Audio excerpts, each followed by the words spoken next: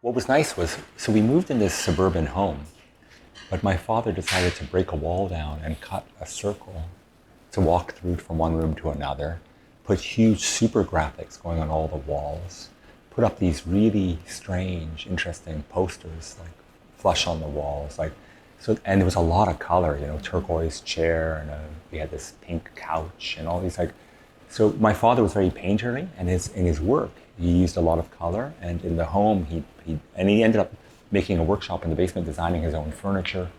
So when I watched my father designing his own furniture and then doing this to the house, and then I would go to my friends' houses that were most of them quite conventional, or quite,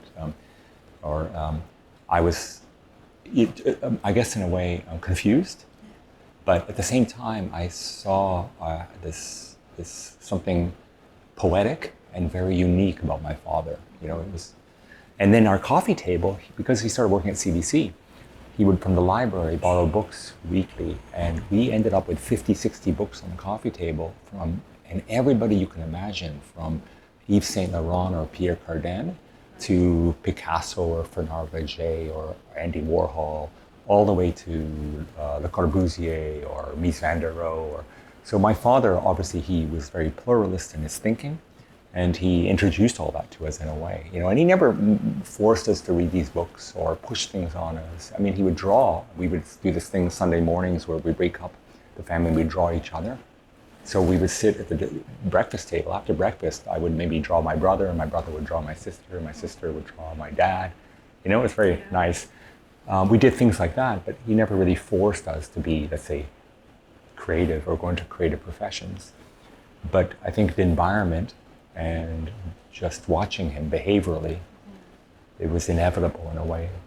And sometimes I always wonder this, is it behavioral, or is it in your genetic makeup, or is it just a combination of both? Because my father's father was a furniture maker too.